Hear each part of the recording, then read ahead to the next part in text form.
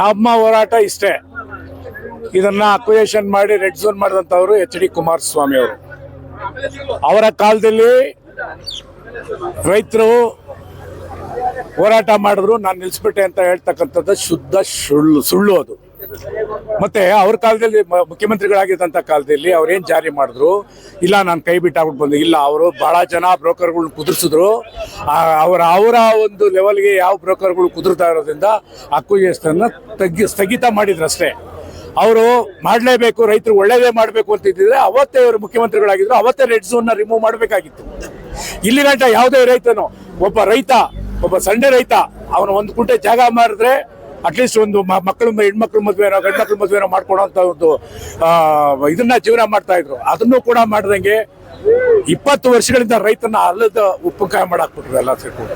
ಹಾಗಾಗಿ ಇವತ್ತಿನ ದಿವಸ ಏನು ಅವ್ರು ವಿರೋಧ ಮಾಡ್ತಾ ಇದ್ದಾರೆ, ಅವರು ವಿರೋಧ ಮಾಡ್ತಾ ಇರೋದು ತಪ್ಪು, ಇದು ಸರಿ ಇಲ್ಲ ಅಂತ ಹೇಳ್ಬಿಟ್ಟು ಇದನ್ನು ನಾವು ಹೋರಾಟಕ್ಕೆ ಇಳಿದಿದ್ದೀವಿ. ಕುಮಾರಸ್ವಾಮಿ ಅವರು ನಾಳೆ ದಿವಸ ಇಲ್ಲಿ ಬಂದು ಏನೋ ಜನಗಳ ಬಗ್ಗೆ ಮಾತಾಡ್ತಾರಂತೆ, ಅವ್ರು ಮಾಡಿದ್ರ ಇಲ್ವಾ ಅಂತ ಹೇಳ್ಬಿಟ್ಟು ನಮ್ಗೆ ಇಲ್ಲಿ ಏನು ನಾವು ಇದನ್ನ ಮುಂದೆ ಕೂತಿದ್ದೀವಿ. ಎಲ್ಲ ರೈತರು ಇರ್ತಾರೆ, ಪ್ಯೂರ್ ರೈತರು. ನಾವು ಯಾವುದೇ ಮಂಡ್ಯ, ರಾಮನಗರ, ಚನ್ನಪಟ್ಟಣ, ಹೊರಗಡೆ ಕನಕಪುರ ಅಲ್ಲಿಂದ ಕರ್ಕೊಂಬಂದಿಲ್ಲ. ನಾವು ಇಲ್ಲಿ ಇರ್ತಕ್ಕಂಥ ಪ್ಯೂರ್ ರೈತರುಗಳು ಅವ್ರು ಮಾತ್ರ ಇಲ್ಲಿ ನಿಂತ್ಕೊಂಡು ಅವ್ರನ್ನ ಅಡ್ಡಾಕಿ ಕೇಳ್ತೀವಿ.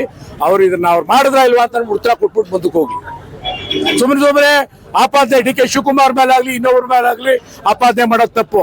ಅವ್ರು ಕಾಯ್ತಾ ಇರೋದು ಒಂದೇ, ಒಬ್ಬ ಜನನಾಯಕ, ಒಬ್ಬ ಒಕ್ಕಲಿಗರ ನಾಯಕ ಇವತ್ತು ದಿವಸ ಮುಖ್ಯಮಂತ್ರಿ ಆಗಿದ್ದಾನೆ.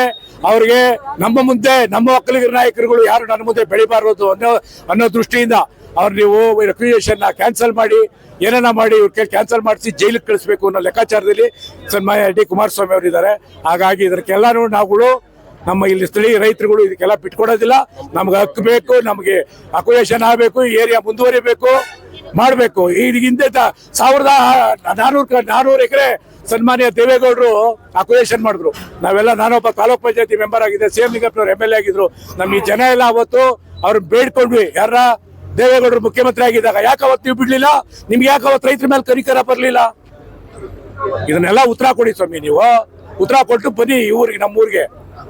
ನಾಳೆ ಉತ್ತರ ಕೊಟ್ಬಿಟ್ಟು ಮುಂದಕ್ಕೆ ಹೋಗಿ ನೀವು ಹಳ್ಳಿಗಳ ಮೇಲೆ ಅಂತ ಹೇಳಿ ನಾನು ಈ ಮುಖಾಂತರ ನಮ್ಮ ಜನಗಳು, ನಮ್ಮ ರೈತರುಗಳ ಮುಖಾಂತರ ನಾನು ಅವ್ರಿಗೆ ಕೇಳ್ಕೊಳ್ತೀನಿ. ಯಾವುದೋ ಒಂದು ಸಂಘ ಸಂಸ್ಥೆ ಮಾಡ್ಕೊಂಡಿದ್ದಾರೆ ರವಿಕೃಷ್ಣ ರೆಡ್ಡಿ ಅಂತ ಹೇಳ್ಬಿಡಿ, KRS ಪಕ್ಷ ಅಂತೆ ಇಲ್ಲೆಲ್ಲ ಬಂದಿದ್ದಾನೆ. ಅದಕ್ಕೆ ಅವನಿಗೋಸ್ಕರನೇ ಕಾಯ್ತಾ ಇದೀವಿ ನಾವು.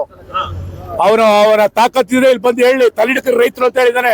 ಇಲ್ಲಿದ್ದೀವಿ ತಲೆಹಿಡಿ, ಅವ್ನಿಗೆ ಎಷ್ಟು ಜನ ಬೇಕು ತಲೆಹಿಡಿ ಹಾಕಿಲ್ಲ, ನಾವು ರೆಡಿ ಇದೀವಿ, ಬರ್ಲಿ ಅವ್ನು ಇಲ್ಲಿಗೆ. ಅವ್ನು ತಾಕತ್ತಿದ್ರೆ ಈ ಸರ್ಕಲ್ ಬರ್ಬೇಕು, ಬರಕ್ಕೆ ಇಲ್ಲ ಅಂದ್ರೆ ಅವ್ನು ಕ್ಷಮೆ ಹಚ್ಬಿಟ್ಟು ಮುಂದಕ್ಕೆ ಹೋಗ್ಬೇಕಿಲ್ಲಿ.